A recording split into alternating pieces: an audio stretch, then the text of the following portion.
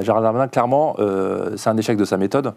En creux, toute sa stratégie politique avec le projet de loi immigration, c'était de dire je peux faire mieux que Elisabeth Borne et que le 49.3 des retraites. Ouais. Je suis capable de construire une majorité sur ce texte-là parce que je suis politique. Parce que je viens d'une partie de la famille politique que j'ai quittée, que je suis encore capable de leur parler, que je comprends les Français, que les Français sont d'accord avec moi, et que, mine de rien, nous sommes au pouvoir et qu'à un moment donné, LR va devoir se regarder en face si jamais ils n'accompagnent pas le texte. Il y avait quand même beaucoup d'arguments pour ce texte, finalement, même s'il a duré très longtemps, etc. Et la surprise qu'il a eue avec cette motion de rejet que lui-même n'a pas vu venir, c'est là peut-être son plus grand échec, ne pas avoir anticipé que la gauche voulait en déposer une. C'était quand même assez prévisible que la NUPES se dise on va taper le texte à l'Assemblée et utiliser toutes les armes disponibles et la motion de rejet. Et donc voilà, si l'avenir d'un personnage politique se mesure à sa capacité à résister à des échecs, c'est là où Darmanin se révèle. C'est maintenant qu'il doit se révéler. C'est maintenant qu'il doit se révéler. Qu'est-ce qu'il fait là, à votre avis ? Écoutez, moi j'ai trouvé que présenter sa démission et le faire savoir, même s'il y avait fort peu de chances ou de risques qu'elle soit acceptée, ça ne manquait pas de panache. On a suffisamment dit, y compris ici, que des ministres qui commettaient des erreurs dramatiques ont suffisamment regretté que pas un instant ils ne songent à remettre leur fauteuil, leur portefeuille et à se remettre en cause pour apprécier le geste.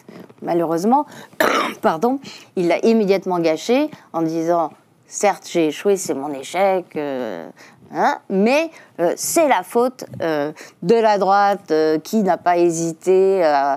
Alors, je ne sais plus quel mot très très fort il a employé, c'était indécent. Il y a la béquille du RN. Voilà. Les Républicains ont été la béquille du RN. En plus, comme si les députés de la majorité macroniste n'avaient pas voté pour ces fameux vice-présidents de l'Assemblée nationale, Rassemblement national. Donc, c'est pas une première, le mélange des voix. C'est une première fois que sur un texte aussi important et aussi visible, les oppositions mélangent leurs voix. Mais c'est pas du tout une première. Puis, utiliser cet argument, malheureusement, a tout de suite gâché le panache. Gérald Darmanin a été victime d'un travers qu'on a tous, nous, êtres humains, c'est-à-dire la faculté de croire ce qu'on a envie de croire. Et ça lui a fait perdre de vue que l'intérêt politique des gens avec lesquels il essayait de négocier cette loi immigration n'était pas du tout le sien. Dans les sondages, comment est-il, Gérald Darmanin ? Il est plutôt bien positionné. Ce qui me fait dire que... Il n'y a pas eu de sondage depuis ce coup de Trafalgar. C'est trop récent. Dans l'enquête IFOP fiduciale pour Match et Sud Radio qui a été lâchée aujourd'hui, il perd 2 points, mais c'est un des ministres les plus populaires. Ce qui me frappe, c'est qu'il coche, en termes de bonnes opinions, 2 cases. Les sympathisants Renaissance et les sympathisants LR. Autant, quand on entend M. Marlex, on sent encore le goût de l'amertume sur le traître de 2017. C'est pas du tout un discours qu'ont les sympathisants LR. En politique, on n'est jamais mort.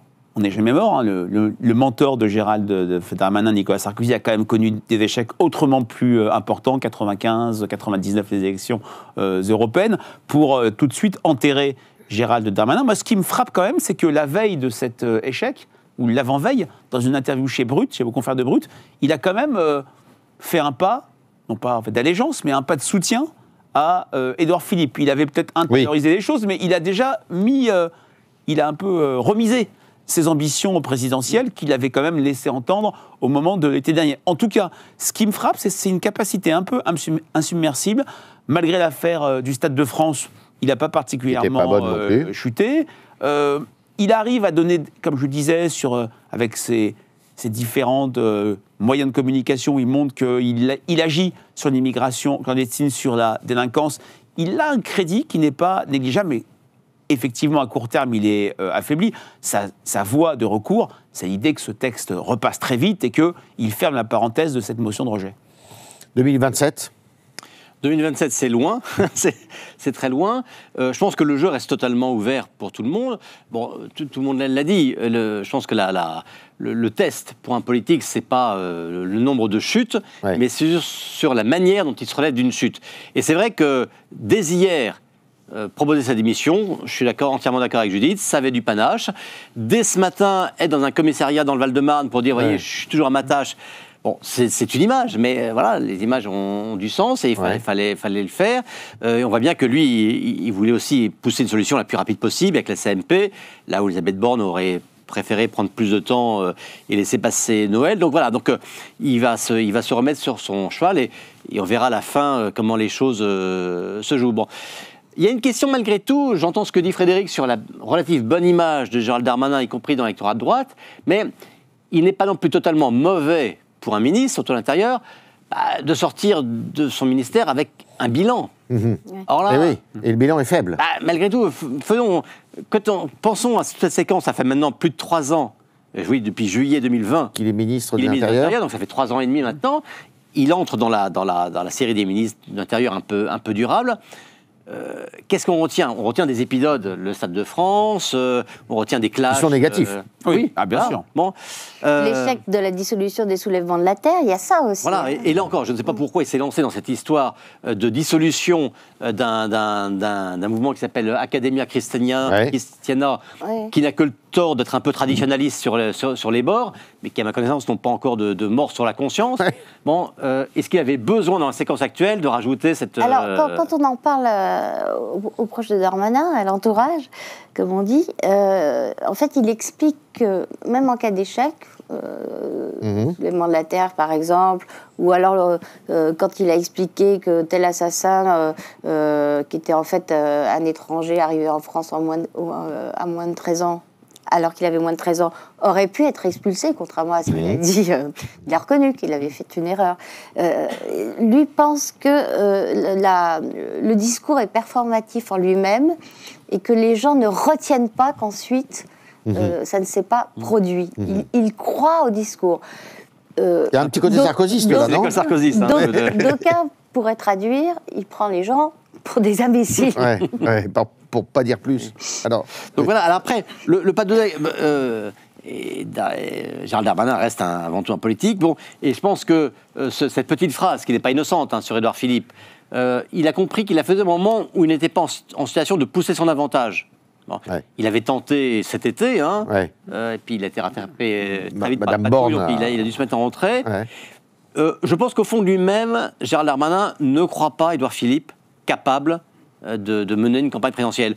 Lors d'une précédente interview, c'était dans Le Parisien, je crois, il avait dit, mais Édouard Philippe, très bien, ça, mais a-t-il vraiment l'envie ? Bon, ça avait énervé Édouard Philippe, et je pense que Gérald Darmanin a vraiment dit ce qu'il pensait. C'est-à-dire qu'il a un doute sur l'agnac il le prend pour Juppé, quoi. Il le prend pour Juppé, bon, et lui, il se prend pour Sarkozy. Donc, je pense qu'aujourd'hui, 12 décembre 2024, Gérald Darmanin continue à se 2023. dire... 2023, pardon. Le côté anticipateur de... J'anticipe un peu. Il se dit qu'en 2027, il aura plus de volonté qu'Édouard Philippe. Mais il a compris que, dans le moment où nous étions, il n'était pas mauvais de laisser... c'est comme enfin, je ne connais rien en cyclisme, mais il y a des périodes dans une étape où on laisse précisément les gens prendre de devant pour les rattraper dans la dernière ligne droite. Je pense que c'est son calcul aujourd'hui. Alors, il y a un nom qu'on n'a pas cité, mais en cas de changement de Mme Borne, est-ce que, par exemple, quelqu'un comme Bruno Le Maire, qui y songe tous les matins en se levant, pourrait devenir Premier ministre. Il est très préoccupé par les ravages de la drogue dans notre pays, ce qui est quand même pas tellement, ce qui rentre pas tellement dans les compétences de son ministère, et sur l'insécurité. Oui, lui aussi, il a une popularité, c'est le ministre le plus populaire juste après Gabriel Attal. Alors lui, on veut le mettre un peu dans tous les postes. On a pensé à lui comme tête de liste pour la majorité aux élections européennes. Lui, il se vit comme un Premier ministre de Bercy depuis 2017. Il y est bien.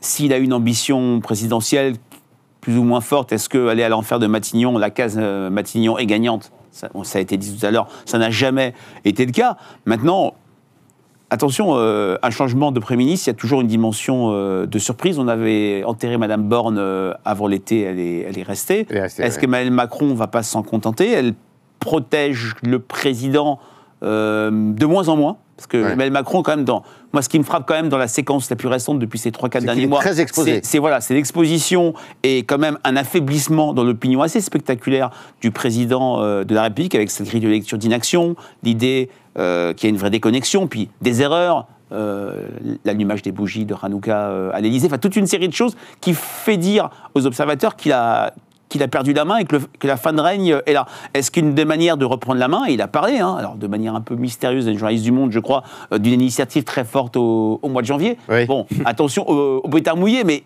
il a quand même des armes pour lui. Merci à vous quatre de nous avoir éclairés sur cette séquence politique qui est quand même assez inédite, pas banale. Je suis sûr qu'il y avait beaucoup de Français qui ne savaient même pas ce que c'était, et beaucoup de journalistes d'ailleurs, ne savaient pas ce qu'était une motion de rejet. Parlementaire. Une motion de rejet, et voilà, on l'a vécu, on est content de l'avoir vécu. Le gouvernement sans doute moins, et le président de la République aussi. Mais on en reparlera la semaine prochaine.